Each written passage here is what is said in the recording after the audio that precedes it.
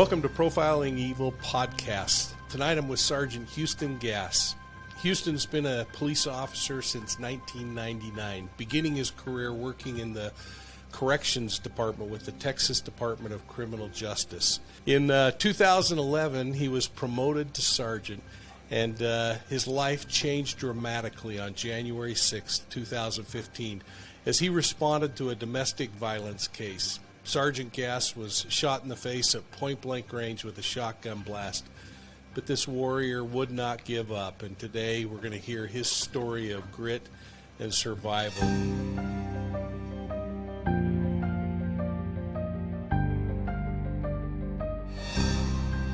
Sergeant Houston Gass, how are you, brother? I'm great, Mike. Thanks for having me on tonight.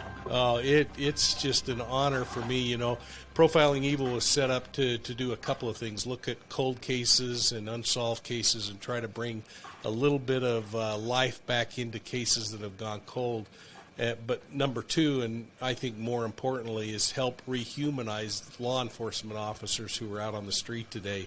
And I'll tell you, the job that you face today is filled with more challenge than I ever faced in a 28-year career. It's dramatically changed since Ferguson, and then since Minneapolis, it seems to have gone warp speed changing. So, yeah, who knows what the next year holds for us? Well, yeah, and as a supervisor, how do you take a young officer and encourage them for what is going to be really a cultural shock for them as they put on a badge and face some of the challenges that they face every day? You know, I tell you what, it's challenging these days to train the younger guys, because they're the way that I was trained versus the way that they're being trained today were so dramatically different. Back whenever I went to the police academy, it was all hands-on. It was a paramilitary experience back then. It wasn't. It wasn't as much about how are you feeling as this is what you'll be doing.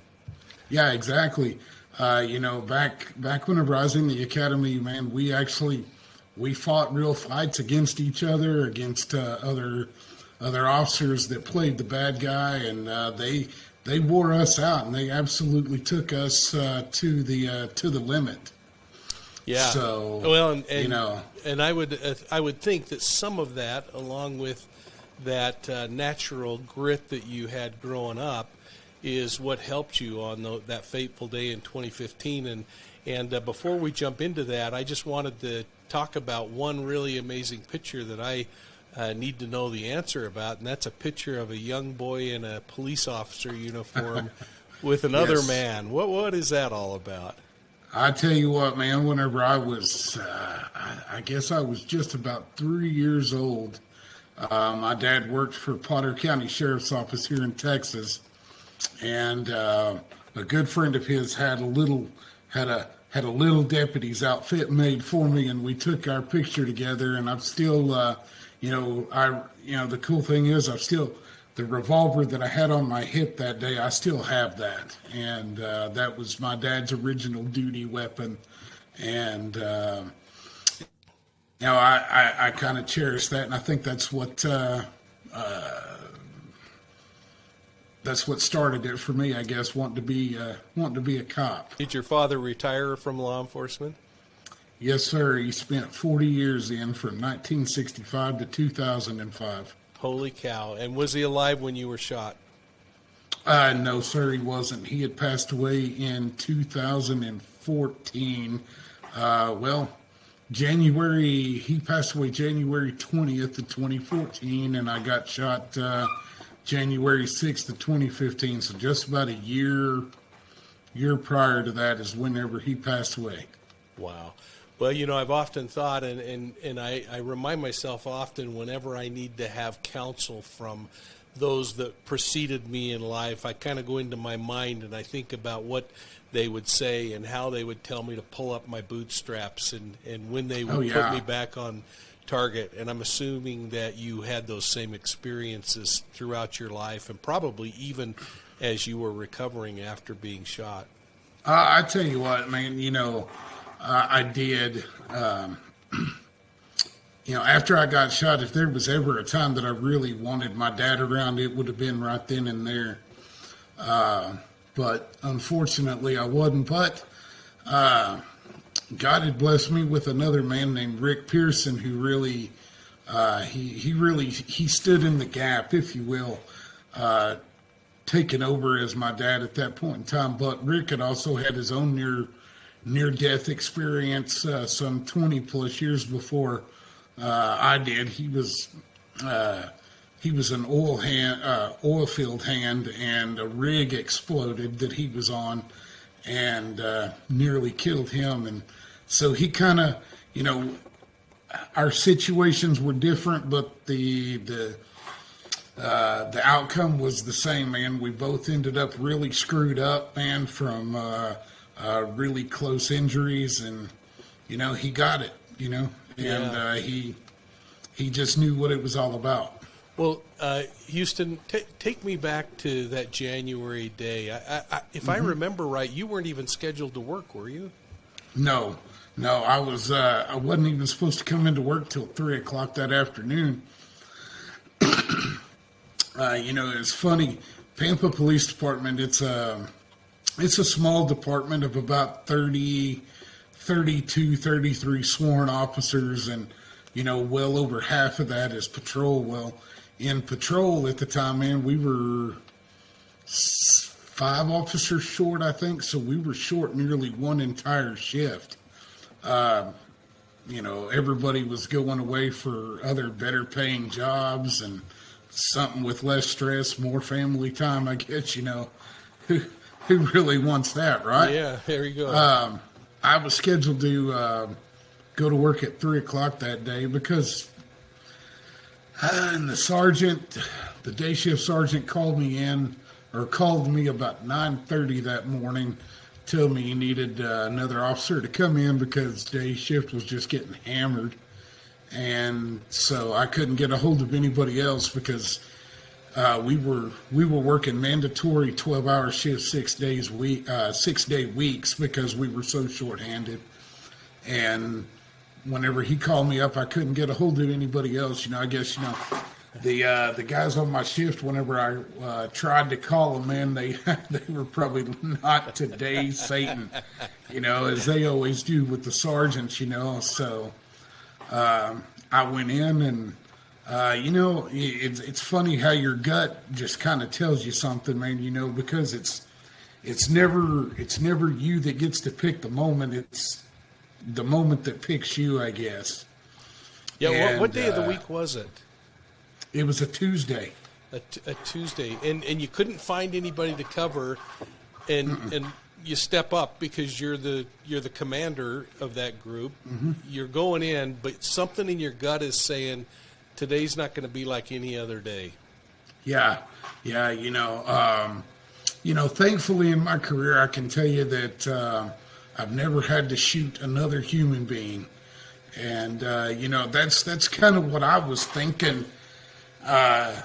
Whenever we were standing outside the house that I got called to, because as soon as I went on duty that morning, I went on duty at 10:45, and the day shift supervisor was at 529 North Nelson Street where I got shot at, calling for additional units at this point in time because of the disturbance that had taken place. And I had literally just gone on duty whenever I told him I would be en route to go back him up.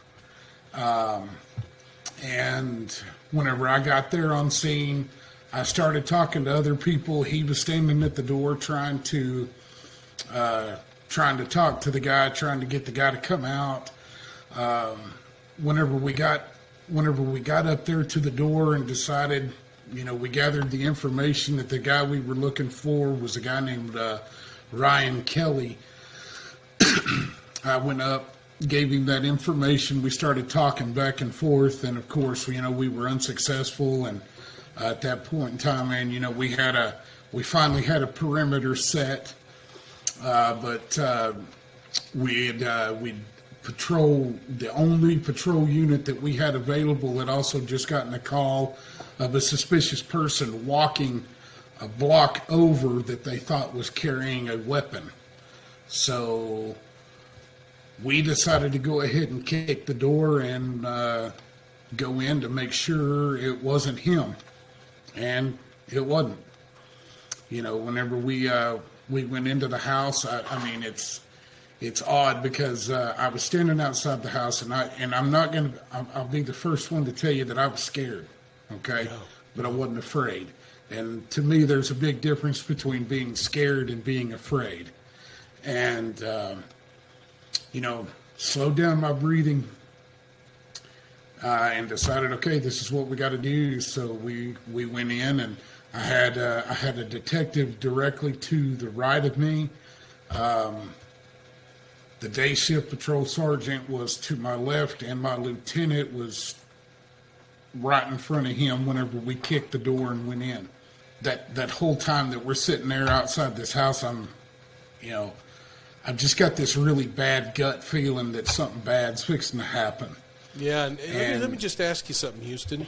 Right now, as you're starting to picture going through the door and everything else, I mean, what's happening to your pulse right now and your emotions? Right now for me, it's I'm still pretty calm about it because I've had just a little over 6 years to really process everything and to put that at a place where I'm at peace with it. Yeah, I mean, this is really an important thing because not many people ever experience this feeling that you have when you have to go in on a man with a gun call, or you're going in on a search warrant where you know there are going to be weapons or something else. And that is that difference between being scared and still being brave and doing what you've been trained and called to do. And folks, I just want you to know, as one who has stood in the shoes of that doorway with Houston, this is something that's so amazing that law enforcement officers do every single day, is they go in regardless of how frightening the situation may be, because that's what you're trained to do. And I didn't mean to cut you short on that, Houston, but I wanted to get that point across and get a sense of how you were feeling right now as you do this. But you're now at the doorway. You guys are getting ready to breach the doorway and go in and try to find this suspect. Right. Yeah, we kick in the door, and the guy has got a couch butted up against the door, so it's extra hard to get through, but we finally get through. And that was kind of another thing that we were sitting there thinking, oh crap, okay, this guy's gotten outside of our perimeter before we could get it set, and he's out walking around. So we're going through, you know, we're stacked up tactically the way you're supposed to be whenever you're searching a house. We're going through, we're carefully inspecting each room before we enter. We go in, and, you know, the smell of the house is something that I'll never forget. You know, we're talking about, it smelled like those really cheap dollar store candles, cigarettes, and ammonia. You know, it's kind of one of those smells. It's a really unique smell, and on occasion I'll still be able to smell it, and it'll kind of kick me back to where I was at in the living room or in that hallway of that house. Amazing. But we go through searching the house, and we finally come up to the last bedroom, which was in the southwest quadrant of the house. And we make entry, and there's two doors. There's a closet door that's clearly a closet door, and then there's another door, and it's a small bedroom. And it's got like a queen size bed, a couch, and it's just messy as all get out. So it's really hard to get room in there, you know, because all of us, you know, we're all fairly good sized guys, and so the day shift sergeant is directly to the left of me, and I've got a detective to the right with me that's vested up and ready to go in. And I tell the guys that I'm going to open the door. And as soon as I touched the doorknob, man, that's whenever he fired through. So he fired through the doorway? Yes, sir. Holy cow. Never saw it coming. How far did you finally determine the barrel was from the door and your face? Just that distance that needed to be covered. Yeah, amazing. 10, 12 inches maybe. Yeah, because he had butted that gun right up against the door. Because whenever I finally got to see the door a couple months later, it was about a quarter size. About the size of a shotgun shell. Yeah. That went straight through. So, so that blast when it came through, how much of that do you actually remember? Do you remember falling to the ground? Do you remember what was going on during the recovery of you? Because I know there were some heroics that occurred during that. I tell you what, I remember all of it because it didn't knock me unconscious, but what it did do is it did take my sight away. Which was probably kind of a good thing that it did because I remember getting hit and I remember hitting the ground, but I couldn't see anything. And whenever I couldn't see, of course, I mean, you kind of get this this panic that comes about, I guess. And my lieutenant and the detective drug me to safety out of that room. While the day shift sergeant laid down cover fire. I don't know how many times he shot. I couldn't tell you. Other than the fact, man, that I remember every second of everything that was going on right then and there. I even remember the taste of the blood and feeling. I could feel the teeth that were hanging out of my mouth just barely, and I could, and it's got such a unique metallic,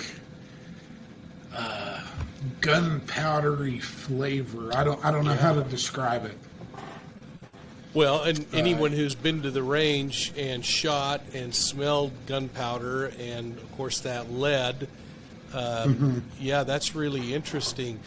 And as you're being drug out, what's going on in your mind as you try to put all of this together and come to grips with what just happened? I'm just trying to figure out what the hell just hit me because I'll be real honest with you, I didn't know because I couldn't see. I knew I was injured. I knew I'd been shot, but what exactly was it that just hit me? I think there was a degree of shock plus the adrenaline that was flowing through.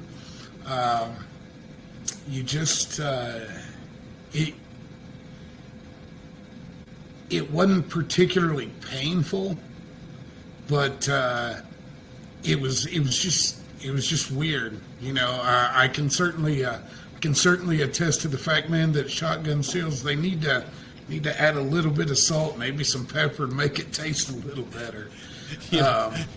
Folks, we're talking with Sergeant Houston Gass, a gunshot survivor and, in my book, a true hero who fought through the recovery process of being shot in the line of duty. And for those who are watching this on the YouTube channel versus the podcast, we're going to give you a chance to look at some of the pictures of Houston, who has shared those after he was injured. It is graphic, so just know that that's coming up in a moment if you choose to look at it. But Houston, I wondered as I looked at that, and I've looked at a lot of gunshot wounds as a police officer. If it had to happen, if it was not somewhat of a blessing that it was that close, considering what a shotgun does as you get more than 12 inches away. What is your thought there? I tell you what, I think it was a blessing that it was that close because, I've seen a lot of shotgun wounds myself, working the streets for as long as I have, and the way the wadding of the bullet spreads out and the buckshot that's in there. I'm really blessed that I didn't A, lose my life, but B, that I didn't lose any of my vision. That it just broke my jaw, just nearly ripped my head off. I tell you, whenever I was laying there, and my lieutenant, and I tell you what, man, for the detective, the sergeant, and the lieutenant that was all there, man, I'm very, very thankful for those guys that day,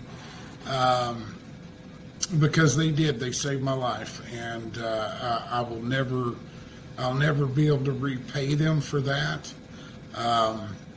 But my lieutenant laid his body on top of mine, just to make sure that I wasn't going to get up, because whenever they were pulling me in there, I think I was literally trying to fight to figure out where I was at, and I was going to get up and go take care of business, whatever needed to happen.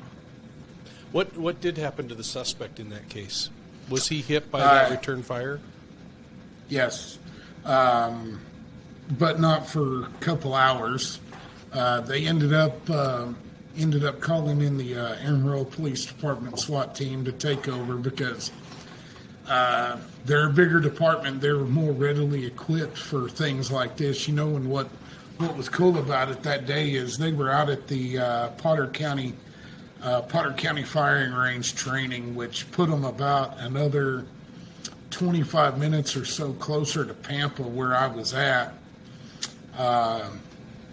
Plus, they were already geared up and had their vans and everything ready to go, and their weapons right there. So it took them no time at all to get to Pampa. Yeah, and what a tender blessing and mercy that was. It really was. Yeah. Really was. So you make it to the hospital, and you undergo hours and hours of emergency surgery that included injury to your spinal column, or to your neck and your spinal column and your back. Mm-hmm. The X-rays that I've seen are phenomenal. The amount of buckshot that was in your face still. Yes. Damage to your jaw and teeth. Maybe you could just kind of describe the totality of something like this and how traumatic this injury was. Well, I tell you what, man, it's kind of a twofold thing, because not only was it traumatic to me, because whenever my wife finally got to see me, and they flew me, I remember everything from the time that they loaded me onto the ambulance and got me to the helicopter pad. Amazingly, that only took 9 minutes. I got to the helicopter pad. They knocked me down from that point, and couldn't, of course I didn't know anything then, but then, my wife got to the hospital in Amarillo, where they had done an emergency surgery to open up my airways again, because everything started restricting itself to a point to where I couldn't breathe even on the helicopter. But whenever she got to Lubbock, whenever they transferred me from Amarillo to Lubbock, is the first time that she got to see me without any bandages on. And my jaw was sitting, about right here, about the top of my collarbone. The way it was all hanging down right there. My chin was sitting about right there. Had a big hole right there in my face from where that all had occurred. And then what else was there? It also hit me right here in the right shoulder and into the arm, and penetrated into the main artery into your arm. But amazingly enough, it sealed itself over, and I didn't suffer any life-threatening bleeding from that. How did they explain that? God. Yeah. I don't know how else to explain it. But the second part was me and my wife had only been married 6 months at that point in time, literally 6 months and 4 days. And her first husband, rest his soul, was a Taylor County jailer there in Abilene, Texas, and he took his own life back in 2013. And, she had to find that. And so she had to go back and relive all of that, plus the reality that was going on in front of her. Amazing. Well, I know as I looked at pictures of her with you in the hospital and with your 3 children there, that was so touching. Talk about that recovery process and what the last or the first year or so was like for you. I tell you what, man, that first year was interesting because for a while, we had the support of my department, and it was a very short while. And then I got home and was running back and forth to Lubbock, Texas all the time to doctors, and the media was all over the situation because, I'd survived something really traumatic. And, my chief wanted to, make that plea to the city council that we needed raises and needed more staffing, which was true. But it cost a lot for that to happen. Me and my department, we ended up splitting ways. They quickly turned around whenever I became a liability and decided that that was going to be too much for them, even though I was still employed with the department. We weren't close anymore. We weren't brothers anymore, if you will. That is so sad. It is, and that's probably the one thing that really, honestly, to this day, still hurts my heart that happened. But I have to look at it as a blessing, is because sometimes I guess God has a funny way of allowing certain things to happen to remove you from situations that He doesn't want you in. And I don't know how to explain it. There's really no real explanation for it except for it's God's way of telling you it's time to move on. Yeah. As one door closes, another opens, doesn't it? It absolutely does. And during that first year, there was a couple of things that I learned. Hey, I learned that psychologically, man, that was the hardest part to deal with because, all of a sudden when things happen so sudden and so tragic, which is really nothing new to my family or anything, it's just each situation is different, and especially whenever it happens to you. I learned a couple of different things, man, that I was not Superman. And I needed to have a lot of people really close, and the right people were there at the right time, because you start reliving things and you start hearing things, you start smelling things, and it takes you back. And that first year was really, really tough psychologically. But post-traumatic stress is a real thing, isn't it? It is serious. Oh, it is. And I tell you what, man, for the people that call it a disorder, man, they're wrong, because it's not. Because a disorder is defined as something that's abnormal. What you go through in this situation is completely 100% normal. It's an injury. It's not a disorder.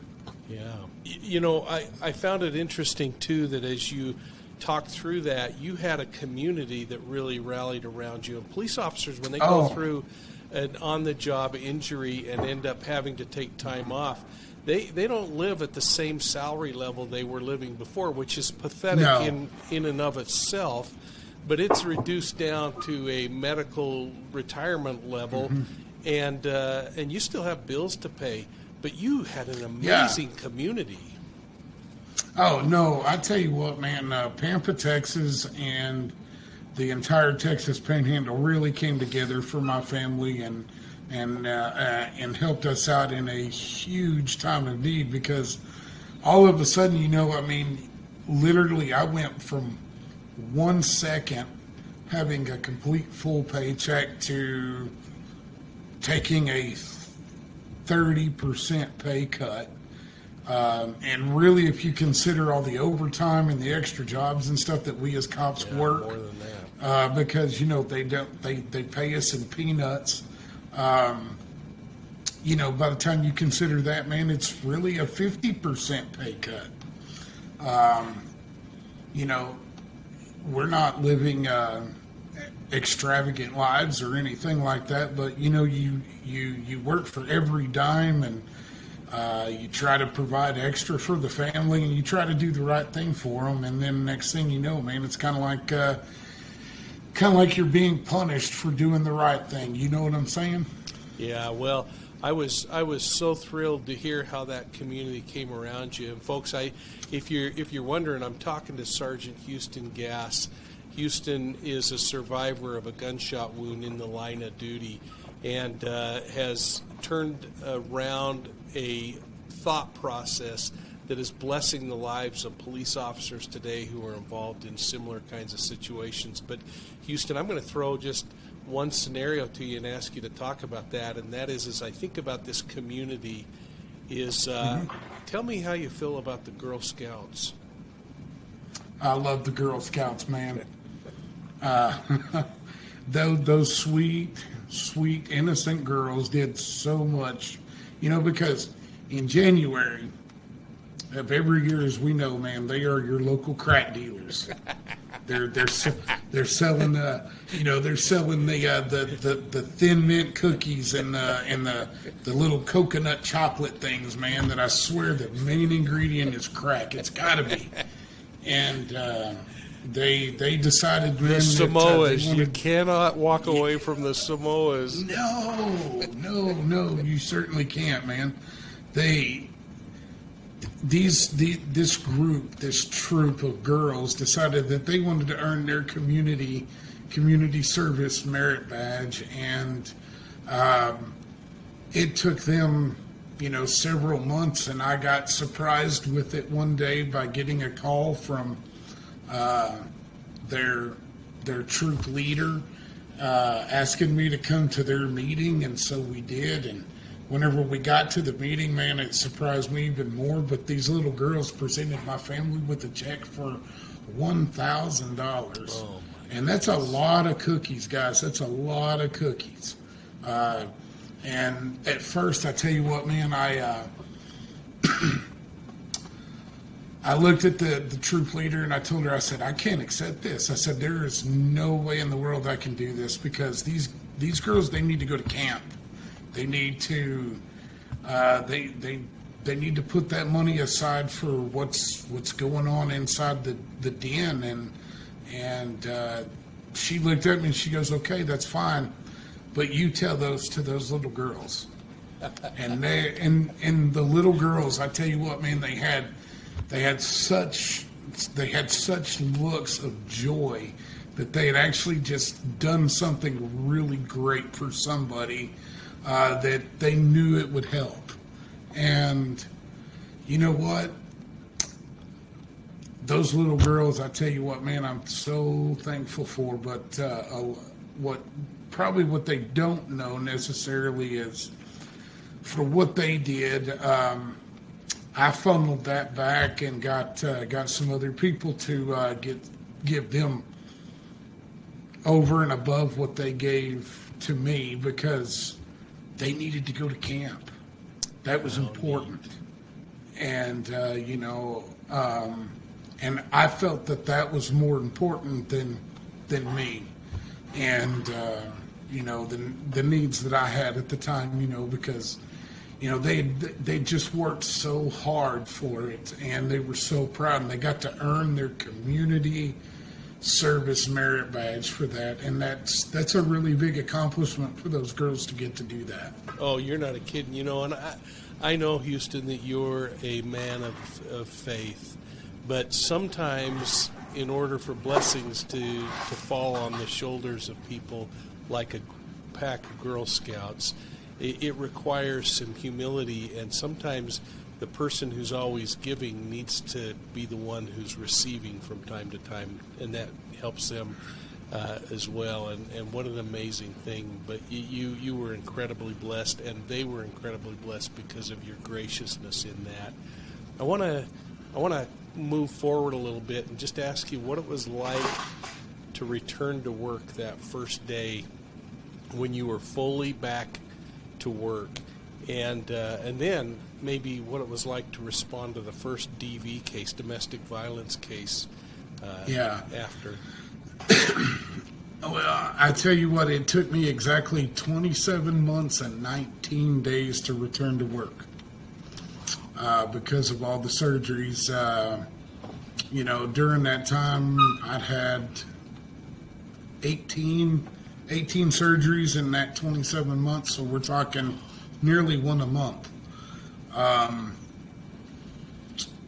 It was surreal that I actually got to put the gun belt back on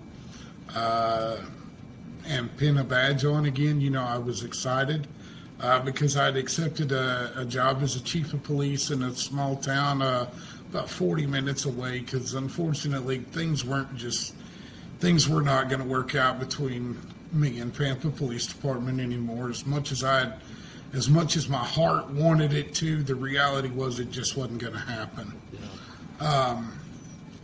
And that's okay, because God has a plan and God has a purpose for everything. And so I returned back to work, and it's pretty cool, because not many guys get to do that. And at the time, honestly, I didn't know if I was going to actually be able to, but I had to know. Can I do this again? I had to get back up on the horse that bucked me off. Yeah, there you go. And that was something that my dad taught me Only in his 40s. Texan. Yeah, that was something my dad had taught me, though, man. For all the years that he spent in law enforcement, you just get back up and you ride again, if you can. And I had to know if I did, and ironically, about 3 days later, the very first call that I received of a domestic disturbance, man, was a domestic disturbance with weapons involved. And I'm not going to lie, I had to really, that really grabbed my breath, and I had to really suck it up and figure out what I was going to do. Was I gonna man up and go, or was I gonna cower down and say I can't? In either scenario, for me, I think would have been okay, because at least I knew. But I went, and we got things to turn out successful and good. And we took the person that needed to go to jail, and nothing bad happened to me that day. And each and every call after that, it just kind of built my confidence back up. And that's what I needed to do for myself psychologically. Yeah, that's an amazing story. If you were to try to put together now, 6 years later, what lessons did you learn from this event and from the 30 plus surgeries and the emotional challenges? What lessons have you learned? Number one, it's okay to not be okay. It's okay to be totally screwed up. It's totally okay. but be willing to reach out and give a hand or ask for help. Because, in 2015, whenever this happened, there was people trying to do things for officers, but nobody really knew what to do. Nobody knew how to give the help that they needed or anything, I guess, and for a long time, man, there's been this stigma in departments that if you're not 100% mentally there, you're just not fit to be a cop, which I don't find that to be true at all, because I know a lot of really screwed up cops that have gone out and gotten help, and they're better for it. Secondly, and probably most importantly, man, I figured out really quick, man, that even though it's a career, it's a job, it's what you do to make a living, it's not who you are. It's not who you are. Your badge should not define who you are as a person. And I think oftentimes as cops we do that, and we allow that badge to define us for exactly who we are, and that's not true at all. First and foremost, we're family men. We've got lives. We've got kids. We've got wives. We've got ex-wives. We've got we've got a lot going on. We're people. We're real people. We enjoy watching our kids play baseball, football, sports, Christmas plays, whatever. And I had to learn how to turn that off, which is a good thing. But at the same time, it also made me more aware, and I think it also made me a little bit more empathetic, I guess, towards a lot of other situations that I deal with other families. Whenever I go back and actually got to do the job again, it made me more human. It made me more approachable. It really helped me out in a lot of other facets, and I'll tell you, I look back at the day that I got shot, and as a lot of people will tell you, that was their worst day. Granted, it was a bad day. It was a really bad day, but I will tell you that bad day turned into a really good day, because it was that day. It was really that day right there that really let me figure out who was really in control of the situation. And God really showed his hand to me that day. And I'm forever grateful and thankful for that.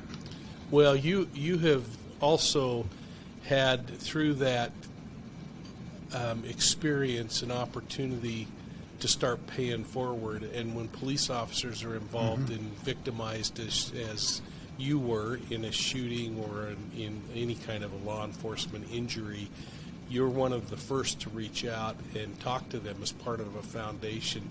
And you also have created your own foundation, One Shot Ministries. Why don't you just talk a little bit about how you're paying forward? And then I've got one more question for you. Absolutely.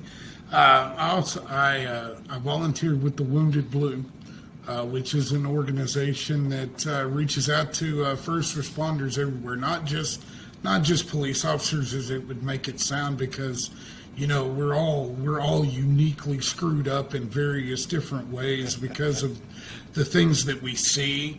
And the word wounded doesn't necessarily mean physically wounded. I'm one of those people that truly believe that not all wounds are visible. Whether you're dealing with a lifetime of calls that suddenly decide to hit you, or if you're dealing with one thing in particular, we reach out to each other, we talk to each other, and whenever I hear of an officer that's been seriously wounded in the line of duty, I try to reach out, and I've got a network of people that help me get that done. And, the Wounded Blue is one of the greatest things that I think that I could do as far as that goes. And as far as One Shot Ministries goes and everything, man, it's still a work in progress. But, it's true. We only get one shot in life, and that's exactly what that means. And we feel like that, I feel like that I survived that day. My wife survived that day, and he brought us through so many different things that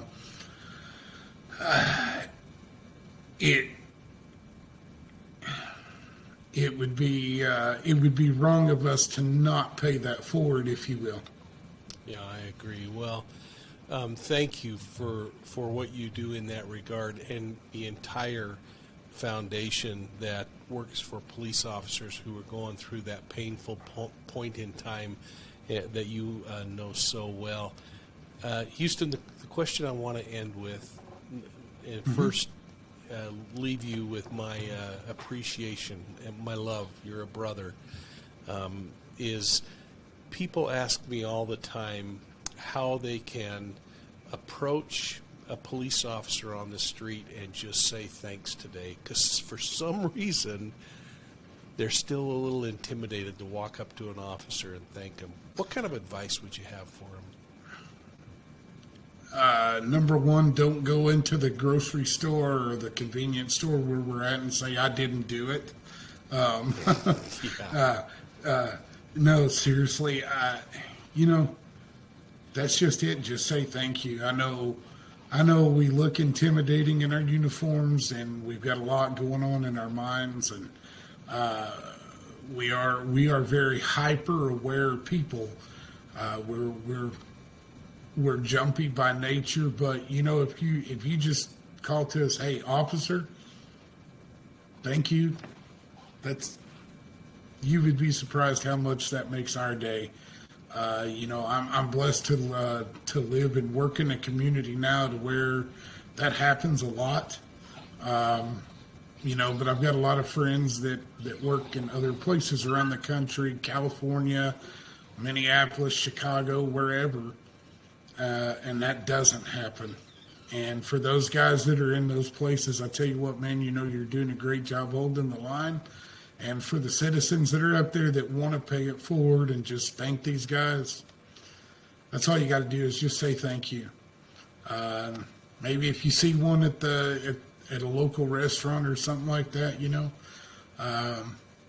pick up his tab. Let him know that he's being thanked, even if it's anonymously. That's a huge blessing to a lot of these guys, Yeah, that's amazing advice and great advice. And folks, I hope you'll take advantage of that opportunity to just go over and say to a police officer, thank you. It can make their day, and frankly will make their day. We've had the privilege of being taught tonight by Sergeant Houston Gass. And Houston, I'm going to leave you the final word that you would have as a word of hope for humanity, because we've just gone through a really tough year in our country and around the world, not only with COVID, but with an intense meanness that has gone around in the country. But we're starting to see a shift where people are just kind of tired of being mean, I think. What kind of advice would you have for them?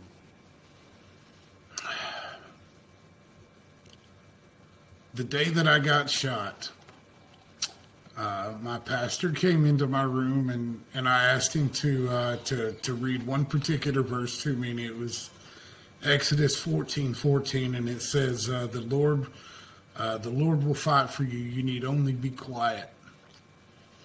Just remember, man, that we need to be quiet and let the Lord do our fighting for us.